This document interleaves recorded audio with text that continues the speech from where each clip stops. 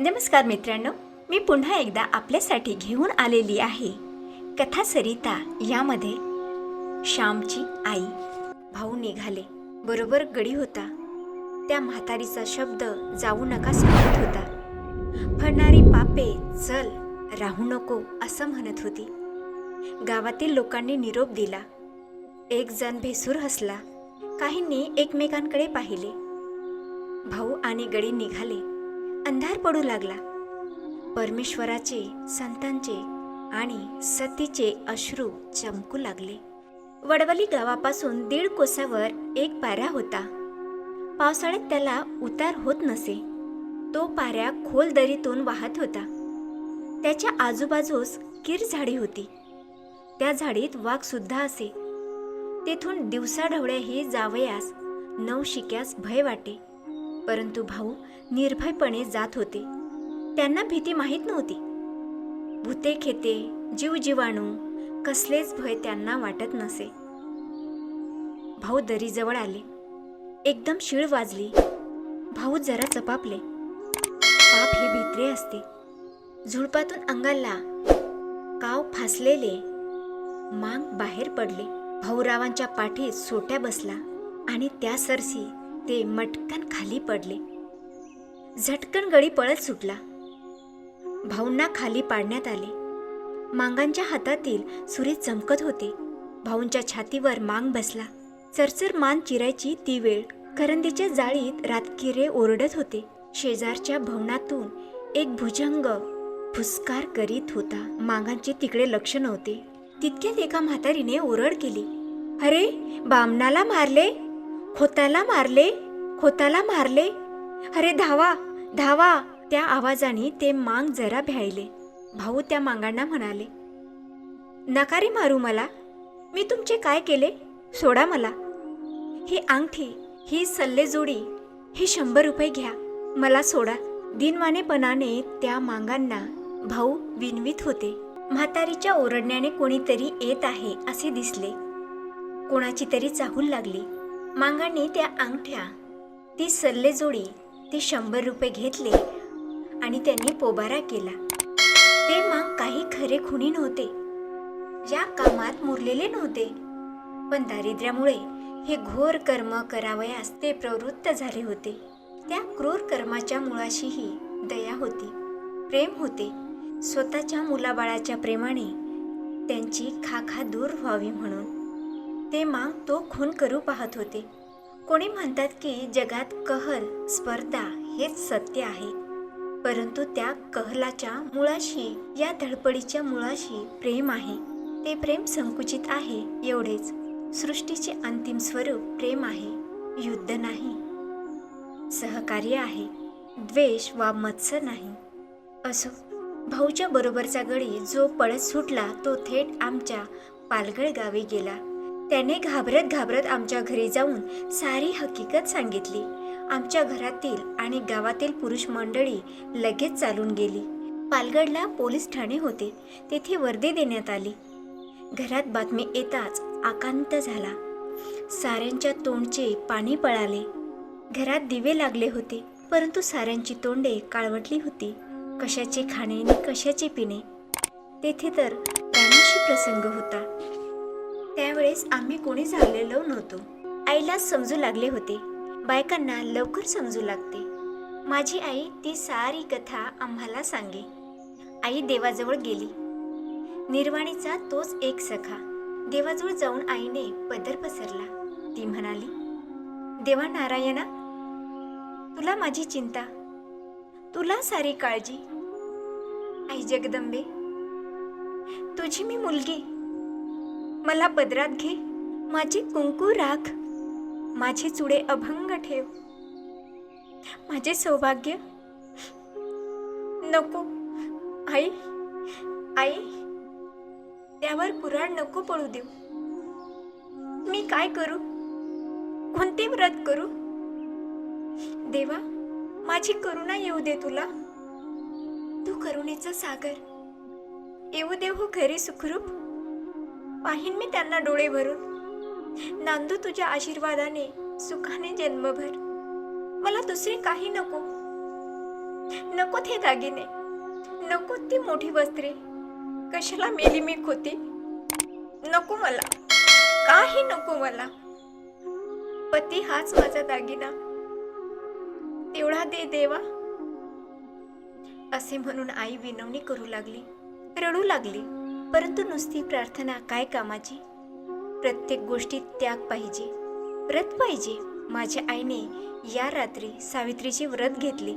मित्रांनो, जीवनाच्या कठीण प्रसंगी धीर द्यावयास भारताच्या इतिहासात कितीतरी दिव्य स्त्री पुरुष रत्ने आहेत. राम आहे, हरिश्चंद्र आहे, सीता आहे, सावित्री आहे. तुम्ही इतिहासात लिहा किंवा लिहू नका, सावित्री अमर आहे. स्त्रियांना सदैव ती धीर देईल, मृत्यूशी झगडण्याचे धैर्य देईल. मनुष्याचा पवित्र आणि निर्मळ निश्चय मरणाजवळ झगडण्यासही बळ देत असतो. माझ्या आईचे सौभाग्य आले. भाऊ घरी आले. त्या वर्षापासून आई सावित्रीचे व्रत करी. दरवर्षी ज्येष्ठी पुनव येण्याच्या आधी 2 दिवस ती उपवासास सुरुवात करी. घेतलेले व्रत कधी सोडता येत नाही. या व्रतात वटपूजा करायची असते. आकाशाला कवटाळू पाहणाऱ्या चिरंजीव अक्षयवळाची पूजा करून अक्षय सौभाग्य मिळवायचे. वटवृक्षाप्रमाणे कुळ वाढव, ते जगाला छाया देव, आधार देव. वटवृक्ष उंचवर जाऊन जणू स्वशरीराने देवाच्या पायाला स्पर्श करतो. त्याप्रमाणे कुळालाही वर जाण्याची, उन्नत होण्याची सदैव इच्छा असो. वटवृक्षास अनेक पारंब्या आणि तणावे फुटतात. त्याप्रमाणेच कुळ विस्तार हो आणि कुळाला बळकटी येऊ, या आणि अशा अनेक भावना या वटपूजेने कळत वा न कळत बायकांच्या जीवनात येत असतील. सावित्री व्रताचे दिवस जवळ येत चालले म्हणजे माझी आई गंभीर होत असे. मी त्या संबंधीचीच एक आठवण सांगणार आहे. आतापर्यंतची ही प्रस्तावना होती. त्यावेळेस मी 8-9 वर्षाचा असेन. सावित्री व्रताला आरंभ होणार होता. माझी आई हिवतापाने आजारी होती. हिवताप सारखा तिच्या पाठीशी लागला होता.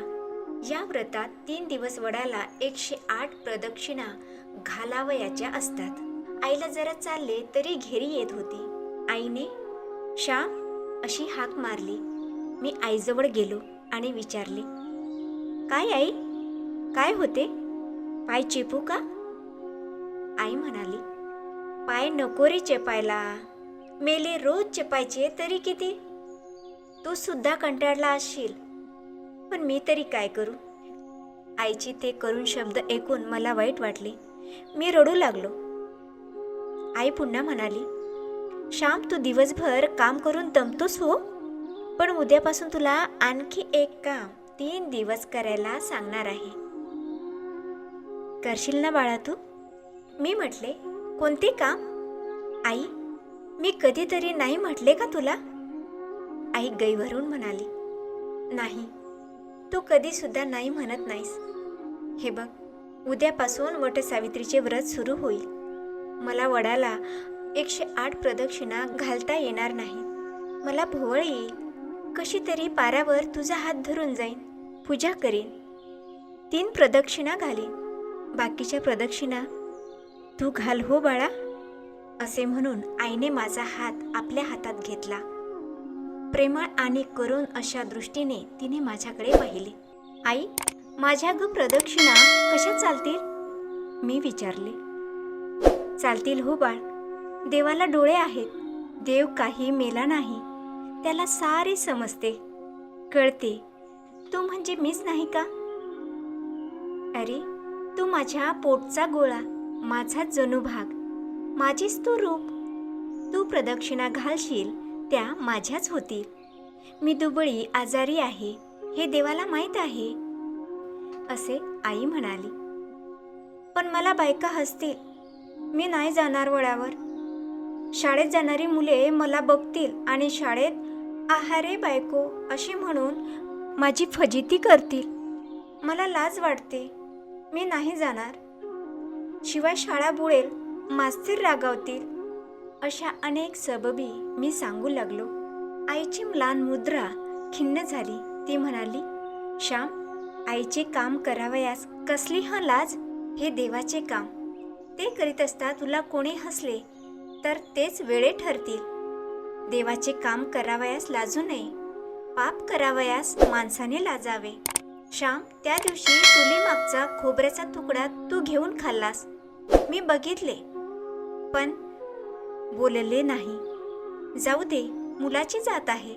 परंतु त्यावेळेस तुला लाज नाही वाटली? आणि आता देवाचे काम करावयास तुला लाज वाटते का रे? मग तो भक्तिविजय कशाला वाचतोस? तो पांडव प्रताप कशाला वाचतोस?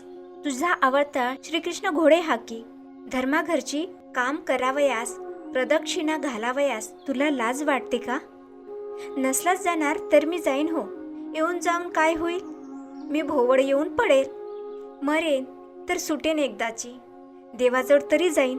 परंतु श्याम, तुझ्यासाठीच जगते रे मी, असे म्हणून आईने डोळ्याला पदर लावला. आईचे शब्द माझ्या मनात खोल गेले. माझे हृदय विरघळले, पाझरले, पावन झाले. देवाचे काम करावयास लाजू नको, पाप करण्याची लाज धर. आजही ते शब्द मला आठवत आहेत. आजकाल ह्या शब्दांची किती जरुरी आहे. देवाच्या कामाची, देशाच्या कामाची, भारत मातेच्या कामाची आम्हास लाज वाटते. परंतु वाईट पुस्तके वाचण्याची, वाईट सिनेमे पाहण्याची, तपकीर ओढण्याची, मिळी सिगारेट ओढण्याची, सुपारी खाण्याची, चैन करण्याची लाज वाटत नाही. पुण्यकर्म, सत्कर्म करण्याची लाज वाटू लागली आहे. आणि असत्कर्म करण्यास प्रौढी आणि संस्कृती येऊन राहिली आहे. फार वाईट आहे ही स्थिती. मी आईच्या पाया पडलो आणि म्हटले, आई, जाईन हो मी. कोणी मला हसो, कोणी काही म्हणो, मी जाईन. पुंडलिक आईबाबाची सेवा करून मोठा झाला. देवाला बांधून आणता आला. तुझे काम करून मला देवाचा आणि तुझा लाडका होऊ दे. शाळेत मास्तर रागावले, त्यांनी मारले तरी चालेल. आई, तुला माझा राग आला होय? तुला वाईट वाटले? असे केविलवाने मी विचारले. आई म्हणाली, नाही हो बाळा, मी तुझ्यावर कशी रागावेन? मला तुझा राग येत नाही हो श्याम. आई म्हणाली, गड्यांनो, मी घरी असलो आणि वटसावित्री जर आली असली तर वडाला प्रदक्षिणा घालण्यास मी नेहमी जात असे. माझ्या आईचे त्या दिवशीचे शब्द मी कधी विसरणार नाही. पाप करताना लाज वाटू दे, चांगले करताना लाज वाटू देऊ नको.